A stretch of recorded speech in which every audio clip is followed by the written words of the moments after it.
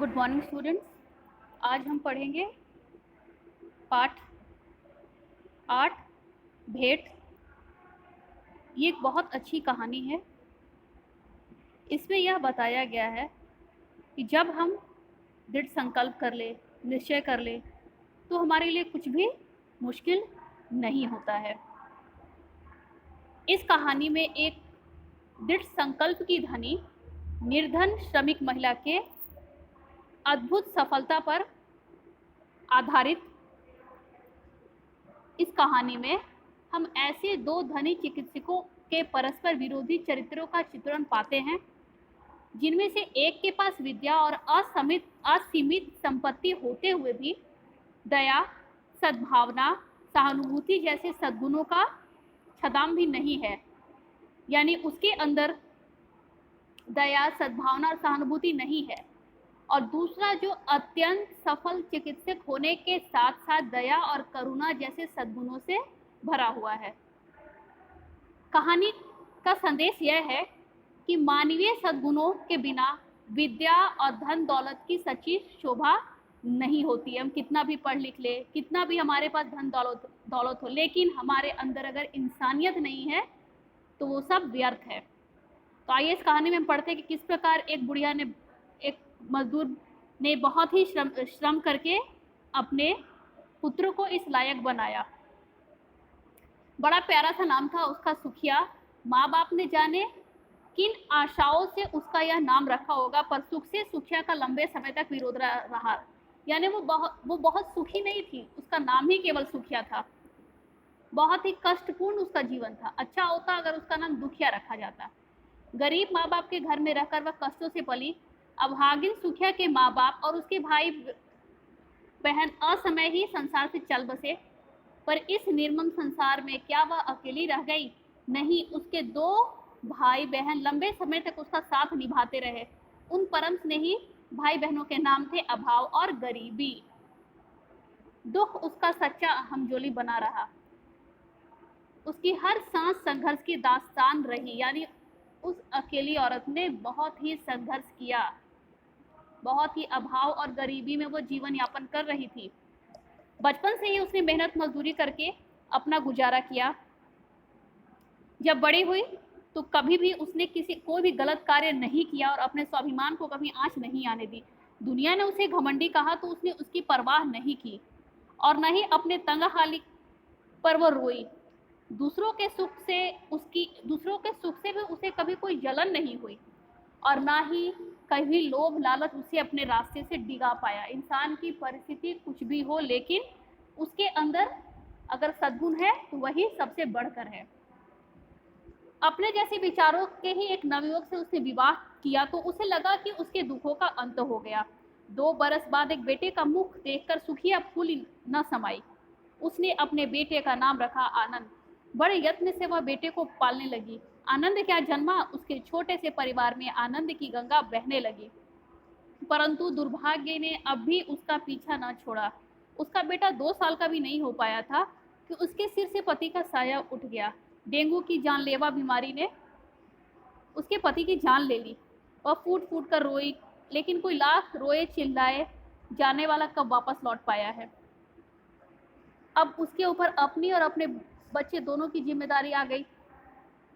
सुखिया के प्राण अपने बेटे में ही बसते थे। वह अपने बेटे को साथ लेकर मजदूरी करने लगी, लेकिन इस निर्मम संसार में कोई किसी की निस्वार्थ सहायता कहाँ करता है।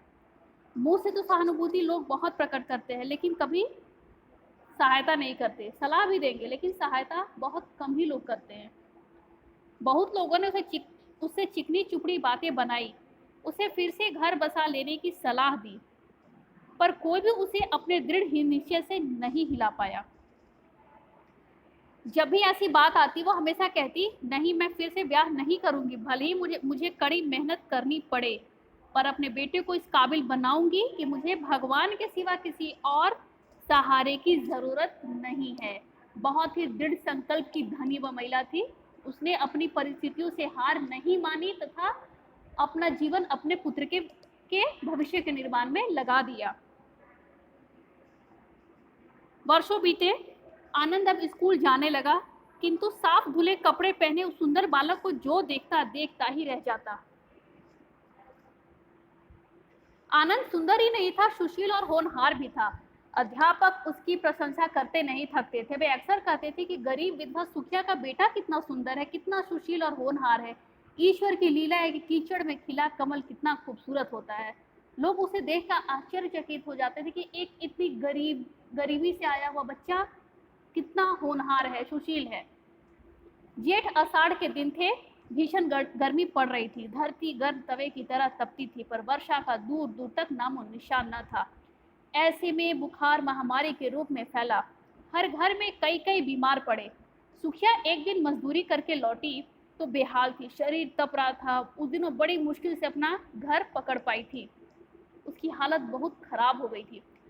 पड़ोस की एक दयालु स्त्री ने उसे जंगली घास फूस का काढ़ा पकाकर पीने की सलाह दी, पर उससे कोई आराम न हुआ। शरीर टूट रहा था। फिर भी उसे मजबूरी में घर का काम करना पड़ा। वह अपने बालक की खातिर कई दिन तेज बुखार में भी काम करने जाती। ये होती एक माँ की संकल्प शक्ति कि इतनी तेज बुखार में भी वो काम करने जा रही थी अपने पुत्र के लिए। लेकिन 4-5 दिन बाद एक दिन उसकी हिम्मत ने जवाब दे दिया, क्योंकि वो अगर एक दिन भी मजदूरी नहीं करती तो उसके घर में भोजन नहीं आ पाता। इसलिए वो बुखार में भी रोज अपने काम पर जा रही थी। 4-5 दिनों में उसकी हालत बहुत ही खराब हो गई और वह 3-4 दिन के लिए मजदूरी करने नहीं जा सकी। बिना किए तो कुछ मिलता नहीं, और एक मजदूर को ऐसा कहा, अगर वो मजदूर हर दिन नहीं कमाता है तो वो अपने घर में शाम को क्या पकाएगा। अब उसके घर तवा सुस्ताने की नौबत आने लगी, यानी खाना नहीं बन पा रहा था। किसी के आगे हाथ फैलाना सुखिया ने न सीखा था, पर यह पापी पेट किसी की कंगाली का कब लिहाज करता है। गरीब तंगहाल मजदूरों की उस बस्ती में हर किसी की बेबसी और भूखमरी की ऐसी ही कहानी थी। एक भूखा दूसरे भूखे की क्या सहायता करता। भगवान सुखिया की कठिन परीक्षा ले रहा था। वह खुद भूखी रहती और अपने मुंह का कौर अपने लाडले को खिलाकर संतुष्ट हो जाती। इसी अवलंब को थामे वह किसी तरह जी रही थी, किंतु तभी उसके कठिन परीक्षा की घड़ी आ पहुंची। सवेरे सोकर उठी तो उसे लगा कि उसके बेटे का चेहरा तमतमा रहा है। अनिष्ट की आशंका के कारण कांपते हृदय से उसे छू कर देखा तो उसका शरीर गर्म भट्टी की तरह तपता हुआ मिला। सुखिया के पास पैसे भी नहीं थे। 2 हफ्तों की बुखार ने उसका शरीर कमजोर कर दिया था। वह दुख और बेबसी के कारण दोनों हाथों से अपना सिर पकड़कर बैठ गई। लेकिन कठिन परिस्थितियों में हार मानना उसने सीखा ना था। वह हार कर बैठी न रही।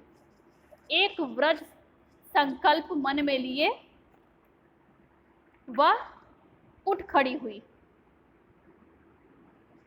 एक पक्के इरादे के साथ वह तैयार हो गई।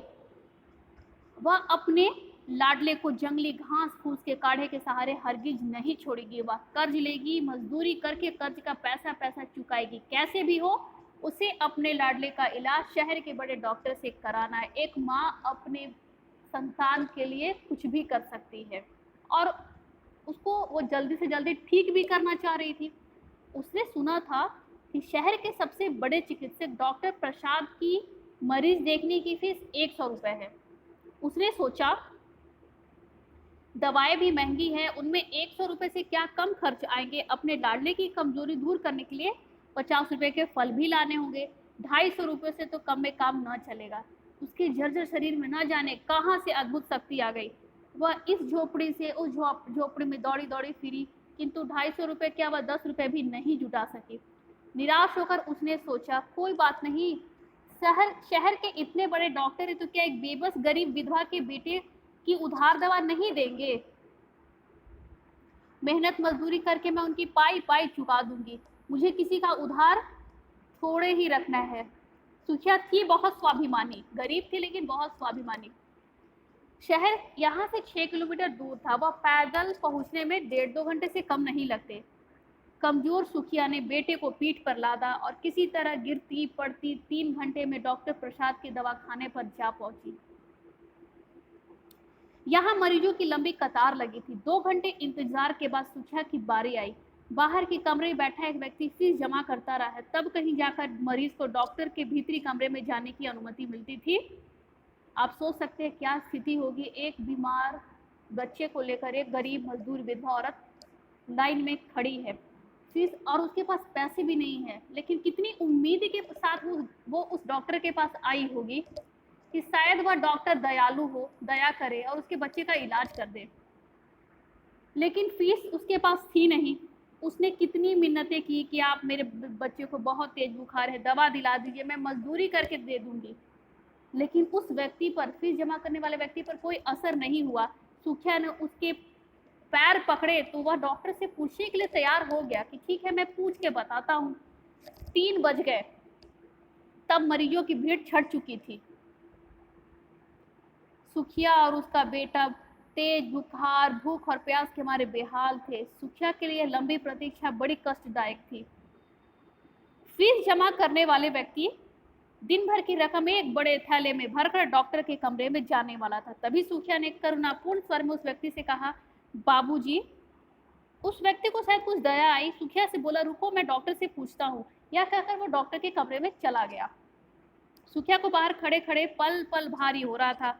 कंपाउंडर को भीतर गए बहुत देर हो गई, कहीं ऐसा ना हो कि डॉक्टर उठ जाए। उसको यह डर हुआ। उसने चीख कर बाहर से पुकारा, बाबूजी, लेकिन भीतर से कोई जवाब नहीं मिला। फिर उसने साहस करके जोर से पुकारा, बाबूजी। उसकी यह पुकार भी किसी ने नहीं सुनी। अब उसे विश्वास हो गया कि डॉक्टर उसके बेटे को देखे बिना ही उठकर पीछे के दरवाजे से निकल गए। इंसानियत सही मायने में खत्म हो गई। उसके धैर्य का बांध टूट गया। वह अपना साहस बटोरकर डॉक्टर के कमरे में घुस गया। कंपाउंडर डॉक्टर की मेज के पास खड़ा था और डॉक्टर प्रसाद दिन भर की कमाई के नोटों की भारी भरकम गड्डियां संभालने में व्यस्त थे। अचानक फटेहाल सुखिया को बालक के साथ भीतर आती देख डॉक्टर पे कंपाउंडर को डांटते हुए बोला, अरे ये भिखारिन के अंदर कैसे आ गई, निकालो इसे फौरन। कंपाउंडर ने उसे बाहर ढकेलते हुए कठोर स्वर में कहा, चलो बाहर जाओ। पर सुखिया चट्टान की तरह अडिग रही। वह हाथ जोड़कर बोली कि मैं भिखारी नहीं हूँ डॉक्टर साहब, मैं जिंदगी भर मजदूरी करके मैंने गुजारा किया है, कभी भीख नहीं मांगी। मेरे बेटे को तेज बुखार है, इसे दवा देकर बचा लीजिए डॉक्टर साहब, मैं आपकी कौड़ी कौड़ी चुका दूंगी। लेकिन डॉक्टर प्रसाद पर शैतान सवार हो गया। गुस्से में आग बबूला होकर अपने शब्दों को होठों में चबाते हुए बोले, भिखारी नहीं हूँ तो नहीं हूँ, कभी भीख नहीं मांगी, दवा दे दीजिए, कौड़ी कौड़ी चुका दूंगी, बड़ी आई कर चुकाने वाली, निकल यहाँ से बाहर। निराश सुखिया डॉक्टर प्रसाद के पैरों में गिर पड़ी और उसने दोनों हाथों से डॉक्टर के पैर पकड़ लिए। अत्यंत करुण स्वर में गिड़गिड़ाई, मेरे लाल को बचा लीजिए डॉक्टर साहब, मैं आपका एहसान जिंदगी भर नहीं भूलूंगी। लेकिन सुखिया की पुकार उन बहरे कानों में नहीं पड़ी। पत्थर बने डॉक्टर ने कहा, तुम जानती नहीं हो कि मेरे पास मरीज की फीस देखने की फीस 100 रुपए है। यहाँ आने से पहले अपनी जेब तो देख ली होती। तुम जैसे लोगों के लिए ये सरकारी अस्पताल खुले हैं, वहां जाओ। उस डॉक्टर के को थोड़ी सी भी दया नहीं आई। उसकी इंसानियत मर चुकी थी। यह कहकर डॉक्टर प्रसाद ने मेज पर से नोटों की गड्डियां समेटी और झटके के साथ उठकर बाहर निकल गए। बेबस सुखिया की डॉक्टर साहब पुकार डॉक्टर की स्टार्ट होती हुई कार में खो गई। किसी तरह पूछती पूछती सरकारी अस्पताल पहुंची। उस समय शाम के 4 बजे थे। वहां पूछा तो उत्तर मिला, ये कल सुबह आना। वह निराश हो गई। अब बस्ती में लौटने के सिवा कोई चारा न था। उसने निश्चय किया कि बस्ती में पहुंचकर घास फूस का काढ़ा पकाकर अपने बेटे को पिलाएगी। कौन सा सभी लोग बड़े डॉक्टरों की इलाज से ही ठीक होते हैं। डॉक्टर प्रसाद के व्यवहार को याद करके सुखिया का मन क्रोध और घृणा से भर उठा। वह अपनी बस्ती के लिए वापस चली तो आसमान में बादल घिरने लगे। वह तेज कदमों से लौटने लगी। उसे डर हुआ कि कहीं उसका बेटा वर्षा में न भीग जाए। आधा रास्ता पार हुआ कि बादल बरसने लगे। दूर दूर तक कोई मकान नहीं था जहां वह रुक जाए। बेबस होकर वह एक पेड़ के नीचे खड़ी हो गई। वर्षा तेज हुई तो पेड़ से पानी टपकने लगा। माँ बेटा दोनों पानी में भीग गए। अब पेड़ के नीचे खड़े रहने से कोई लाभ नहीं था। रात हो जाने का भी भय था। वर्षा में भीगते हुए दोनों माँ बेटे जैसे तैसे गिरते पड़ते अपनी झोपड़ी तक पहुंचे। बेटे को सूखे कपड़ा पहनाकर सुखिया देसी काढ़ा पकाकर लाई। माँ को काढ़ा लाती देख आनंद खिलखिला उठा और बोला, इधर माँ के प्यारे प्यारे हाथों का बना काढ़ा आया, उधर मेरा बुखार डरकर भाग गया। बेटे को हंसता हुआ देखकर सुखिया को कुछ शांति मिली। काढ़ा एक तरफ रखकर उसने अपने बेटे के बदन को छूकर देखा। उसे बड़ा आश्चर्य हुआ। तपन एकदम गायब हो गई। हे भगवान, तू कितना दयालु है, कहती हुई सुखिया ने बेटे को काढ़ा पिलाया। ऐसा लगता है जैसे सुखिया की मदद भगवान ने की, उस बारिश ने की, जो बुखार के बाद उस बारिश ने उसके बेटे के बुखार को उतार दिया। आनंद ने कहा, हाँ मास्टर जी कहते कि तेज बुखार में ठंडे पानी की पट्टी रखने पर बुखार उतर जाता है।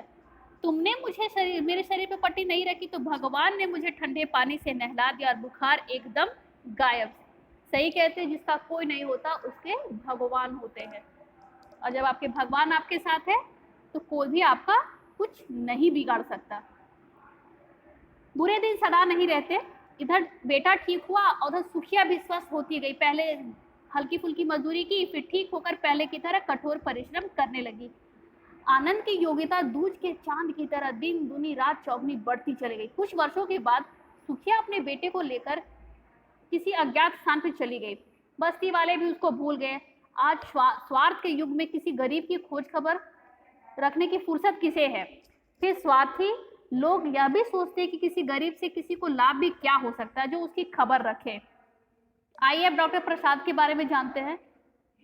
समय बीतने पर कई डॉक्टर ने उस शहर में दुकान खोली, लेकिन धन और नाम के मामले में डॉक्टर प्रसाद के पास कोई नहीं पहुंच पाया। उनके पास कारें थी, कोठियां थी, लाखों रुपए की मासिक आमदनी थी।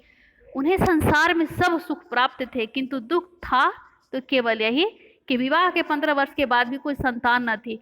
डॉक्टर उनकी पत्नी इस बारे में चिंतित रहते थे कि डॉक्टर प्रसाद के बाद उनकी करोड़ों की संपत्ति का मालिक कौन होगा। इस बारे में लोग तरह तरह के अटकलें लगाने लगे। विवाह के ठीक 18 वर्ष बाद डॉक्टर साहब की पत्नी ने पुत्र को जन्म दिया। परिवार में खुशियां छा गई। लेकिन कहते हैं कि प्रकृति का नियम भी बड़ा विचित्र होता है। जिसकी जितनी अधिक चाहत होती है उसके साथ उतनी ही अधिक आपदाएं जुड़ जाती है, मुसीबतें आ जाती है। जंगल में वृक्ष लता पशु पक्षी स्वस्थ और आनंद रहते हैं, जबकि उनकी देखभाल करने वाला कोई माली डॉक्टर या वैद्य नहीं होता। उसी प्रकार गरीबों के बच्चे अभाव में पलकर भी हट्टे कट्टे रहते हैं और अमीरों के बालक सब सुविधाएं पाकर भी प्रायः ठीक से नहीं पनपते। पूरी देखरेख करने पर भी डॉक्टर प्रसाद का बेटा दुबला पतला ही बना रहा है। आए दिन उसे बीमारी घेरे रहती। जैसे जैसे समय बीतता गया वो और अधिक दुर्बल और कमजोर होता गया। वर्षों बाद बच्चे को जो बीमारी ज्ञात हुई उसे सुनकर डॉक्टर दंपति चिंतित हो गए। उनको पता चला कि उस बच्चे के हृदय में जन्म से ही छेद था, जो किसी भी दवा से ठीक नहीं हो पाएगा। इसका एकमात्र इलाज था ऑपरेशन।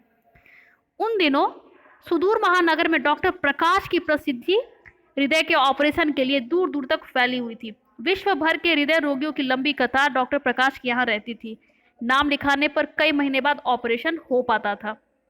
डॉक्टर प्रसाद के पास बहुत धन था। उनको विश्वास था कि वो धन के बल पर जब चाहे जो चाहे कर सकते हैं, और उन्होंने डॉक्टर प्रकाश को दोगुनी फीस देकर ऑपरेशन की तिथि लेनी चाहिए। लेकिन डॉक्टर प्रकाश ने किसी का क्रम काट कर ऑपरेशन की तिथि देने में असमर्थता प्रकट की। डॉक्टर प्रकाश आदर्शवादी शल्य चिकित्सक थे। उनके यहाँ अमीरों को अच्छी फीस देनी पड़ती थी, लेकिन गरीबों का निश्चित तारीख पर मुफ्त ऑपरेशन इलाज होता था। यहाँ तक कि गरीबों को दवा का खर्चा भी नहीं देना पड़ता था। डॉक्टर प्रसाद को नियमानुसार बच्चे के ऑपरेशन के 4 महीने की बाद की तारीख मिल पाई। न सिफारिश काम आ सकी और न ही धन से कोई लाभ उनको हुआ। लंबी प्रतीक्षा के बाद उनके बेटे का ऑपरेशन डॉक्टर प्रकाश ने किया और ऑपरेशन भी सफल रहा। एक दिन शाम के समय डॉक्टर साहब खुश होकर बड़ी डलिया में फल और मेवे सजा के डॉक्टर प्रकाश से मिलने उनके घर पहुंचे।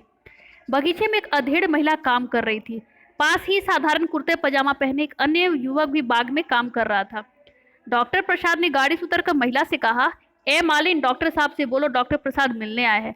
महिला क्षण भर के लिए ठिठकी, फिर डॉक्टर प्रसाद को लॉन में बिछी कुर्सी पर बैठने के लिए कहकर भीतर चली गई। 15-20 मिनट बाद डॉक्टर प्रकाश बाहर आए। शिष्टाचार के बाद उन्होंने डॉक्टर प्रसाद की भेंट विनम्रता पूर्वक अस्वीकार करते हुए कहा, क्षमा करें, मैं कोई भेंट स्वीकार नहीं करता। यह मेरे नियम और सिद्धांत की बात है, इसे महसूस ना करें। मुझे खुशी है कि आपका बेटा ठीक हो गया। आप मेरे घर पधारे, धन्यवाद। एक छोटी सी भेंट मेरी ओर से आपको जरूर स्वीकार करनी होगी। यहाँ डॉक्टर प्रकाश ने डॉक्टर प्रसाद की भेंट को अस्वीकार किया तथा उन्होंने डॉक्टर प्रकाश ने एक लिफाफा डॉक्टर प्रसाद को थमा दिया। आइए देखते हैं। डॉक्टर प्रसाद ने मन ही मन डॉक्टर प्रकाश की सज्जनता एवं निर्लोभिता की प्रशंसा करते हुए अपने घर पर लौटे कि कितने ही सज्जन और कितने ही इन्हें किसी भी तरह का लोभ नहीं है। डॉक्टर प्रसाद ने घर पहुंचकर अपनी पत्नी के सामने डॉक्टर प्रकाश का दिया हुआ लिफाफा खोलकर देखा। उसे देखकर डॉक्टर प्रसाद सन्न रह गए। उन्होंने ऑपरेशन की जितनी फीस जमा की थी सब वापस कर दी गई और लिफाफे में एक छोटे से कागज पर लिखा हुआ छोटा सा पत्र था। उसमें लिखा था, श्री डॉक्टर प्रसाद, आप जानते हैं कि मैं गरीबों से फीस नहीं लेता। आपसे बड़ा गरीब इस दुनिया में भला कौन होगा। सोने चांदी से भले ही आपके भंडार भरे हो, पर दया, करुणा, सहानुभूति जैसे सद्गुणों का छदाम भी आपके पास नहीं है। छदाम का अर्थ होता है पुराने पैसे का 1/4 भाग, यानी आपके अंदर दया, करुणा, सहानुभूति तो है ही नहीं। सब सचमुच ये गुण ही तो मनुष्य की सारी सच्ची संपत्ति है। आपको याद दिलाता हूँ, 20 वर्ष पहले आपने मेरा इलाज करने से मना कर दिया था, सिर्फ इसलिए कि मेरी मजदूर माँ के पास आपकी तिजोरी में भरने के लिए फीस नहीं थी। आज जिसे आपने मालिन समझा था वह मेरी पूज्य माँ थी। मैंने अपना फर्ज निभाया। अपनी माँ के आदेश पर मैं आपकी दी हुई फीस लौटा रहा हूँ। आशा है इससे आपकी गरीबी मिटाने में सहायता मिलेगी। आपका आनंद प्रकाश। पत्र पढ़कर डॉक्टर प्रसाद दोनों हाथों से अपना सिर पकड़कर बैठ गए। उन्हें अपनी गलती का एहसास हुआ। एक करारा जवाब उन्हें मिला कि पैसे से भी बढ़कर इंसानियत होती है। आप इस पाठ को ध्यान से पढ़ेंगे तथा प्रश्नों के उत्तर लिखेंगे। धन्यवाद।